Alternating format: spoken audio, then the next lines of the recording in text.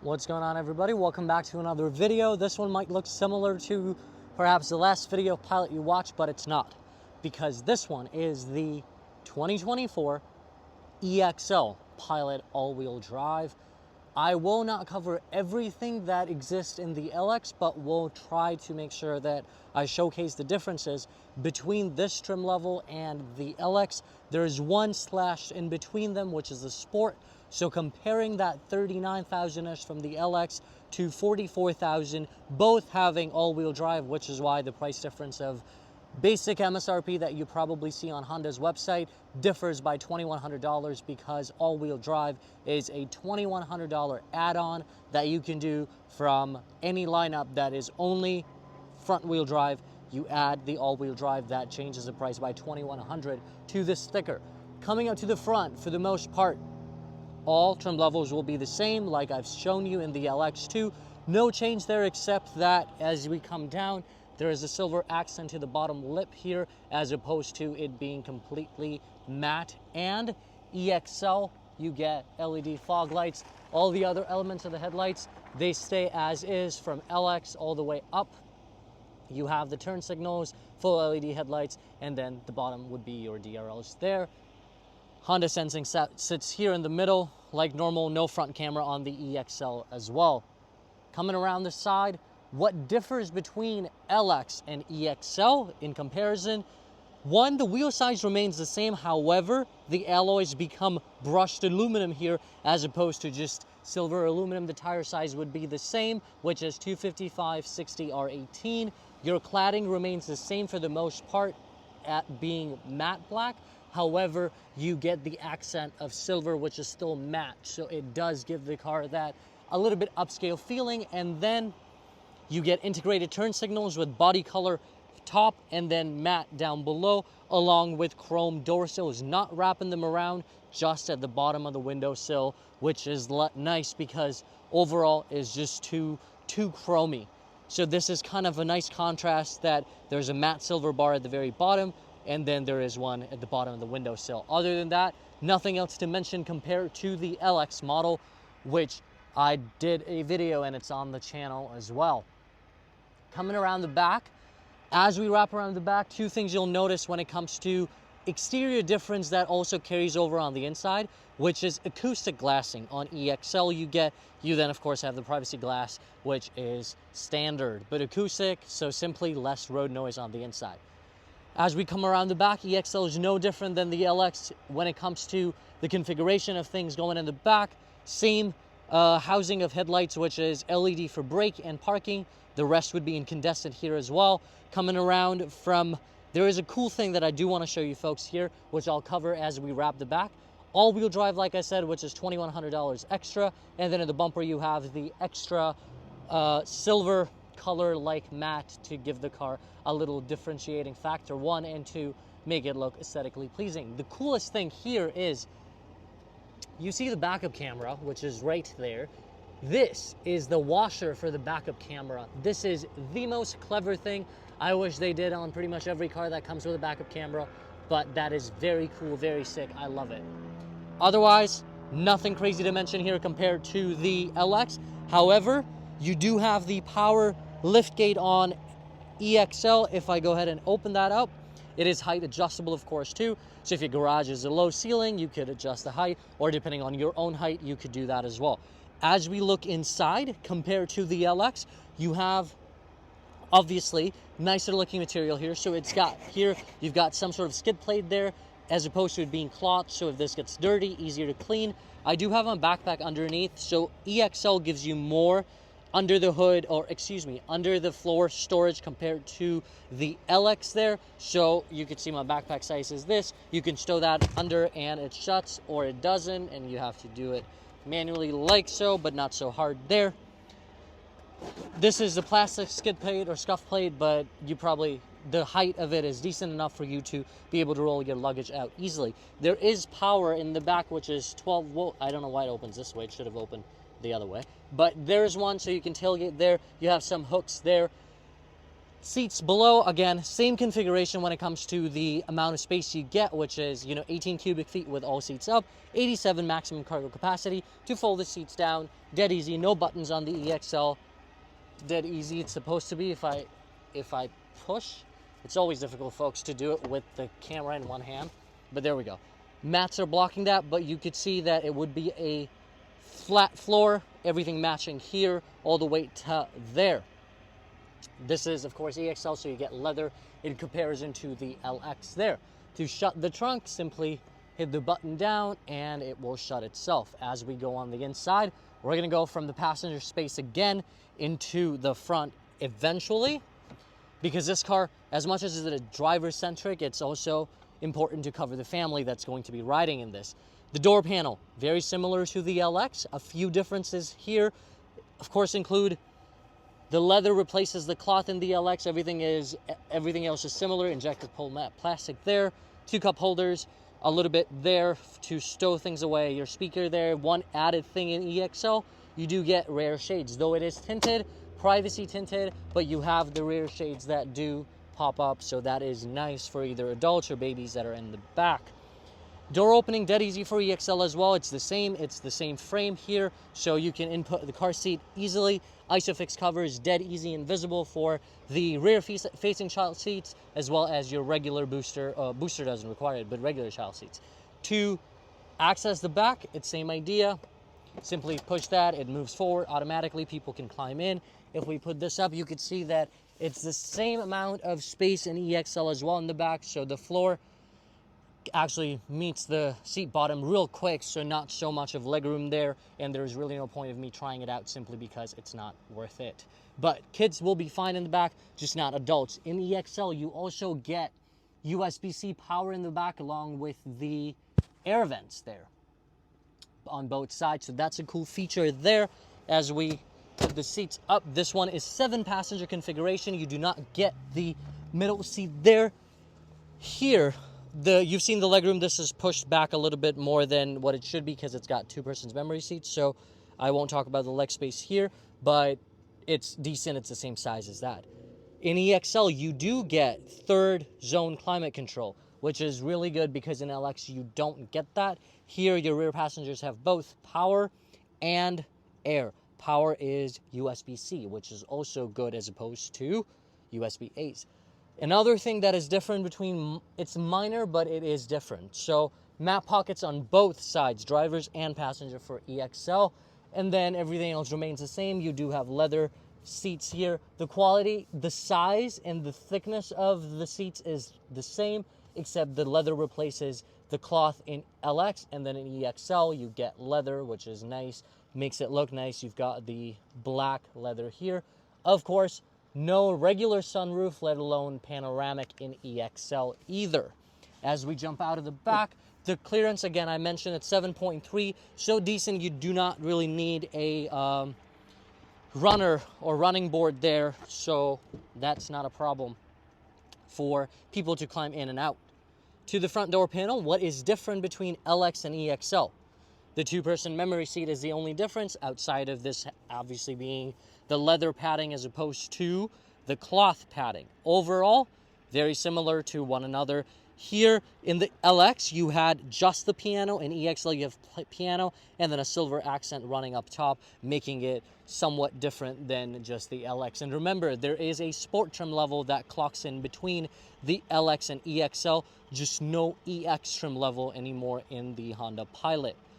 The seats, you do have power adjustable seats here with a 2-way lumbar support. Otherwise, when we look at the inside, what differs between the base and the 3rd in the lineup? Power trunk, so you get that button here, traction control, another blank switch, which could be something else in a different trim level. Everything else remains very similar. You still get piano housing around the vents on LX, so that's carried over into EXL as well. As we jump into the cabin, 2-person memory seat, of course. One thing I forgot to mention, this one still doesn't give you power folding because I think that is reserved for the Elite trim level. As we turn the car on, again, shares the same engine as the LX, which is 3.5 liter naturally aspirated V6 producing at around 285 horsepower and 262 pound-feet of torque. Those numbers don't really matter here. And gas, my assumption, and as I was reading, if I remember correctly, in the city it's about 18 miles per gallon, and on the highway it's around 22, 23. So not the best, but also not the worst. With these cars, unless it's not a hybrid, you're not going to really get crazy miles per gallon there. Gauge cluster, similar to how it is for the LX, because there's no change here. This is still part analog, part digital. You have your same, again, steering wheel. On the other trim levels that do offer heated steering wheel, your heated steering wheel button will sit here. Otherwise, typical steering configuration across pretty much all Hondas of 23 and 24. Your Honda Sensing sits here to the right side of the steering. Your media control sits here. This has got the paddle shifters. In the hybrid cars, this is degenerative paddles. Here, you can actually shift the 10-speed automatic, which is in the Pilot. Same configuration across the board. Typical wiper stock and your indicator stock. Here is what I was talking about. You could see it's up here. This portion is what allows you to clean, there we go, clean the camera in the back, which is kind of cool. I really like that. So overall, nothing outside of ordinary to mention here.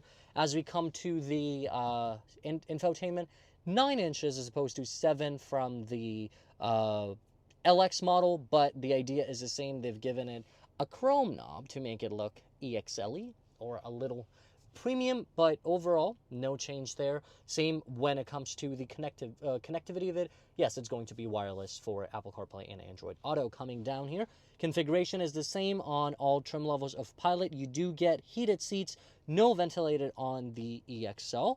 You do have to move up to the Touring and or the Elite model to get those things. This stays the same across board. There is no extra option outside of the heated seats here in the panel from LX to Sport to EXL. This one is all black, so you do not have any contrast going on. That's like a gray one, because in LX you can only get one color choice of interior, which is gray.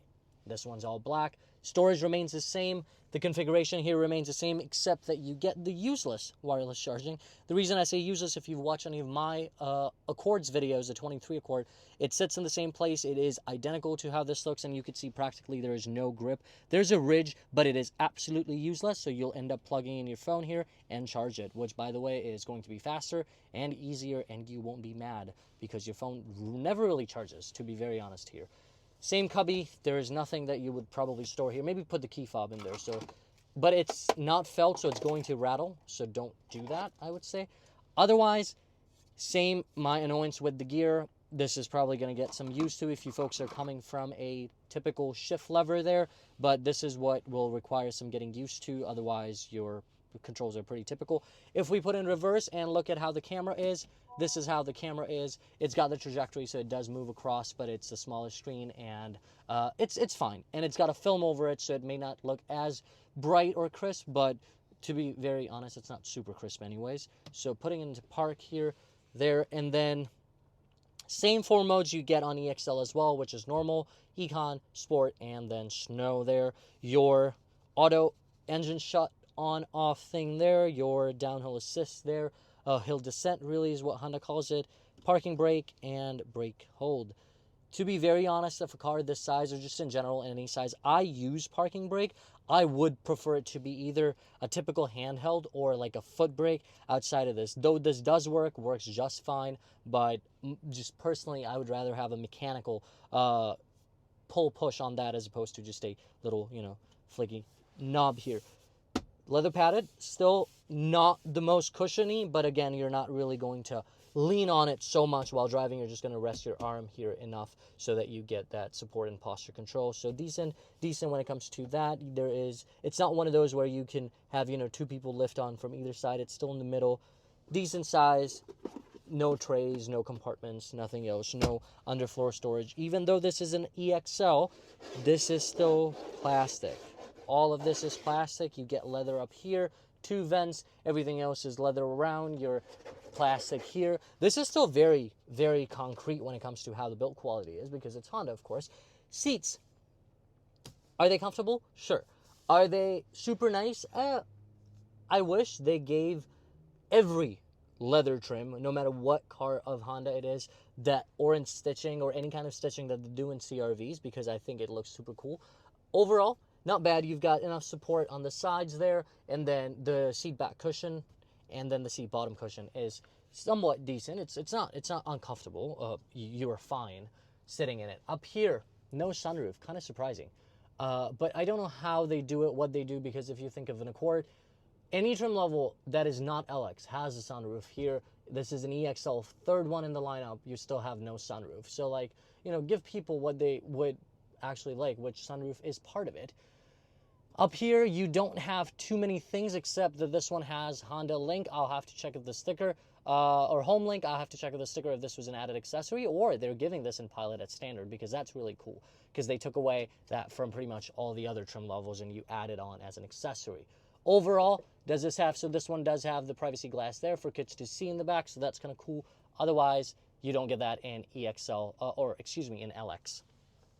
Overall, in the front, not so bad. We're going to shut the car off, and as we come out, this is a shorter video compared to the LX, simply because I've covered the car in the past video from LX, so most of it is no change except a few minor differences.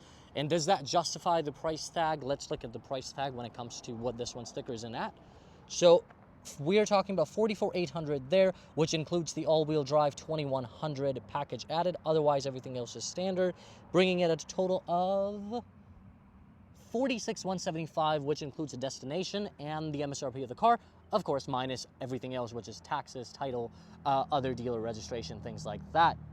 What is my verdict on this trim level of Pilot? I've already told you that Pilot is one of my favorite SUVs when it comes to the standard lineup, and you could see that I cleaned the camera from the inside so you could see the water remaining, or the residue there, so that's kind of cool. I really like that, because right now, for the most part, you have to use your thumb or fingers to clean when it gets grimy.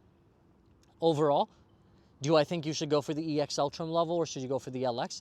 I personally think that if you need an all-wheel drive, which is $2,100 of a difference on any trim level that doesn't come standard with it, maybe you should shortlist the sport trim level, which is in between. They didn't have that in the lot for me to review, so I opted for the LX and the EXL. Sport coming right in the middle of that, which technically you could say that EXL has replaced the EX pretty much, because with leather, you do get heated seats, which is nice, and with leather, you do get longevity because it's easier to clean and it doesn't get dirty, especially these cars are usually with kids in them.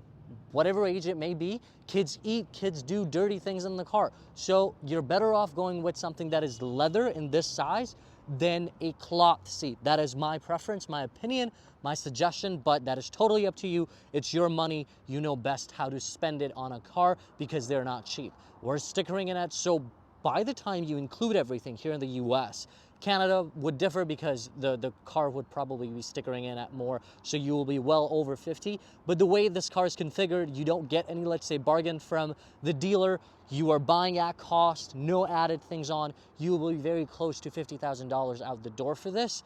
Is it worth it? $50,000 has changed what it used to be 6-7 years ago, right? So at this point, yeah, it's and by the way, you see these little white things, so this is just from dealer. I never removed it because why would I? But you obviously, if you go for it, it won't have those patchings around it, just the wrapping that the car has still on it. Going back to, is it worth it? I think with the price it's at and how we are in the economy today, sure. But do take your $50,000, do compare it with Toyota Highlander, Grand Highlander. This would be a direct competition when it comes to what Pilot competes with. It's a regular Highlander, but you could kind of see, because the rear space in both of these cars, as much as it says, hey, it's a full-size SUV with 7, whom are we kidding? It really doesn't fit adults on a long road trip in the third row. You could make do, but it's not an ideal space for anybody, regardless of their height. As long as you're an adult, you wouldn't want to be in the third row of any of these SUVs, because then you go into the full lineup. So for Toyota, it would be the Sequoia. Honda really doesn't offer anything that is the size of a Sequoia. But overall, you're then, again, going to compare this with the Hyundai Palisade, Kia Telluride. My pick has always been Honda Pilot, just because I've always loved Pilots. So the idea there is you take your money, you compare it not only, one thing I can vouch for, the cost of ownership, right? These cars, especially the Honda and Toyotas, very low on maintenance.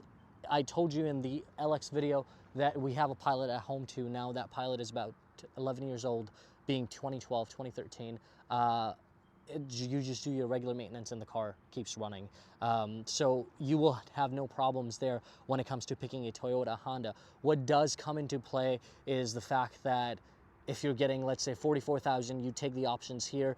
You also have to consider the reliability of these cars and longevity, and then you compare it with, let's say, the Kia and Hyundai of today, and then kind of make your decision. If you're, let's say, newer to an SUV, this is the first time you're buying it because the family is growing, you have the needs of a bigger car, then my guess is you might end up going with, you know, the Korean rivals of this simply because they're offering more. But do your research, do think about how much the car eventually is going to cost, because if you have a growing family, you have expenses already for the family, right? For the kids and everything. You don't want your car to be one of the things that takes a lot of your money that way. So my bet typically is on Honda, Toyota when it comes to the reliability, and something you can live with as kids are growing up, as family needs are changing. But that just is my opinion. I do want to bring car reviews for car, but I also want to be, you know, a normal conversation that can help folks decide on a car, and those are the factors that do go in when it comes to the cost of the car, because it's not just the price that is